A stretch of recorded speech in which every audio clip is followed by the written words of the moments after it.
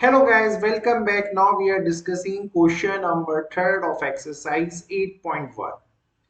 In this particular question, it is given to you guys if the diagonals of a quadrilateral bisect each other at a right angle, then prove that it is a rhombus. So हमें basically यहाँ पे बताना है कि ये जो quadrilateral है जिसकी डायगोनल्स अगर बाइसेक्ट कर रहे हैं 90 डिग्री पे तो ये एक रोम्बस है। अब ये आपको कैसे दिखेगा, तो इसके लिए सबसे पहले आपको क्या गिवन है कि क्वाड्रिलेटरल है। ठीक है सर, क्वाड्रिलेटरल हो गया एबीसीडी, जहां पे जिसके जो डायगोनल्स हैं वो आपके गिवन है कि बाइसेक्ट कर रहे हैं एट राइट एंगल, तो यानी एओ ओसी के इक्वल है, ओबी ओडी के इक्वल है, और ये सारे के सारे एंगल्स आपस में 90 डिग्री बना रहे हैं। ठीक है, तो सबसे पहले जो ट्राइंगल मैं यहाँ आपके लिए पिक करूंगा वो मैं एओबी और सीओडी को दिखाऊंगा नेक्स्ट स्टेप में, लेकिन उससे पहले मैं आपको कुछ प्रॉपर्टीज बता दूं। आप बोलोगे सर अगर एक रोम्बस है कोई, तो रोम्बस और स्क्वायर में डिफरेंस क्या होता है। देखिए, सबसे पहले let me tell you the common property. Common property क्या होती है, कोई भी स्क्वायर और जो रोम्बस होता है ना उसके डायगोनल्स बेटा 90 डिग्री पे ही बाइसेक्ट करते हैं एक दूसरे को। अब ये रिजल्ट हमें ऑलरेडी पता है, तो we can not use this particular result while solving this question, and the reason is क्योंकि ये तो हमें ऑलरेडी दे रखा है। तो जो चीज हमें ऑलरेडी गिवन है अब हम उसको डायरेक्टली गिवन लिख के तो सॉल्व नहीं कर सकते, इसलिए हमें इसको रोम्बस बनाने के लिए जो काम करना पड़ेगा वो एक्स्ट्रा क्या है, वो ये होगा कि हमें हर एक साइड जो होगी रोम्बस की वो इक्वल होती है। हर एक साइड तो सर स्क्वायर की भी इक्वल होती है, लेकिन एक स्क्वायर और रोम्बस में जो सबसे बड़ा मेजर डिफरेंस है वो ये है, हर एक एंगल यहाँ पे 90 डिग्री का होता है, और वहीं रोम्बस में सिर्फ साइड्स इक्वल होती हैं, एंगल 90 डिग्री के नहीं होते। और ये जो डायगोनल्स बाइसेक्ट कर रहे हैं each other at 90 degree, this is the common property for both of them.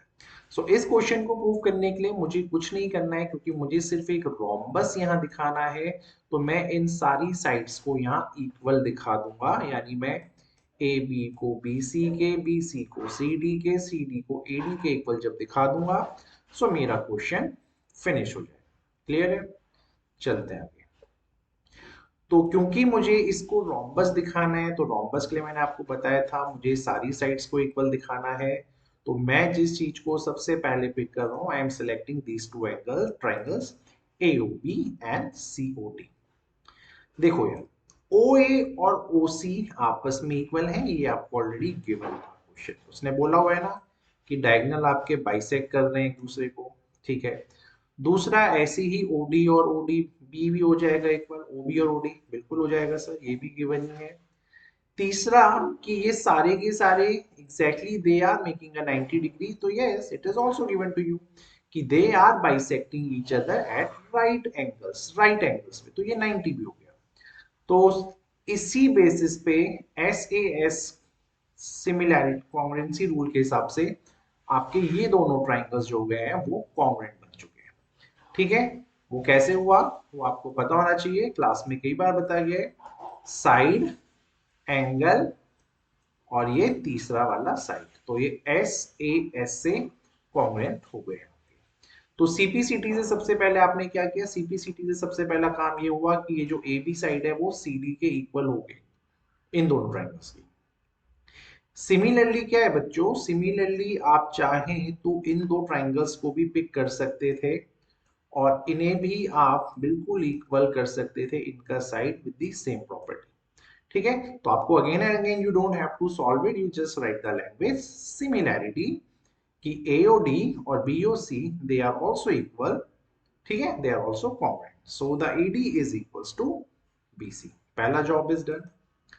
Next job, अब नेक्स्ट जॉब में मेरा क्या काम है यहाँ पे कि मुझे यहाँ पे अब एक, देखो क्या हुआ, यहाँ पे हमने क्या किया, हमने इन दो साइड्स को तो इक्वल किया, अब हमारा काम क्या है कि इस AB और इस BC वाली साइड को भी इक्वल बनाना। तो मैंने क्या किया, मैंने AOB और BOC नाम के दो ट्राइंगल्स को पिक किया और इन्हें अब मैं करूंगा congruent again by SAS rule से। हाउ? सी, देखिए OA OC आपको गिवन था, ये आपके डायगोनल्स बाइसेक्ट हुए थे।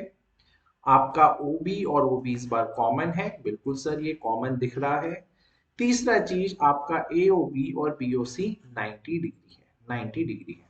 तो if you remember first step में जब हम इसको क्वेश्चन को कर रहे थे तो हमें पता था ये क्वेश्चन में बेटा कि देखिए कि ये सारे एंगल्स आपस में बाइसेक्ट कर रहे हैं 90 डिग्री पे।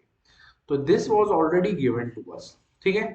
तो उसी चीज को हमने यूज करके इन दोनों एंगल्स को 90 डिग्री बोला।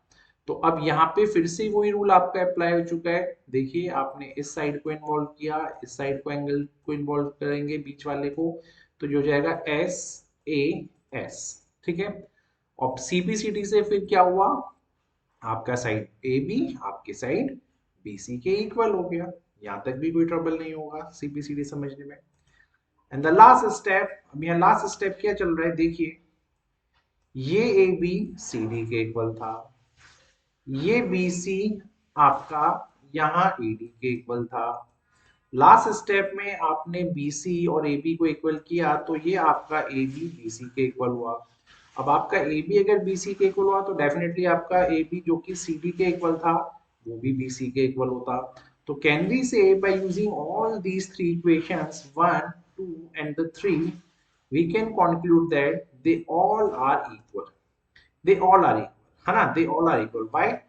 because BC AB के इक्वल आपने दिखाया, AB आपका CD के इक्वल था, BC आपका AD के इक्वल था, तो ये चारों के चारों आपस में इक्वल हो गए। यही हमें दिखाना था रोम्बस के लिए कि if we have to prove it a rhombus then हमें चारों साइड इक्वल दिखाना था, एंड ये हमने दिखा दिया।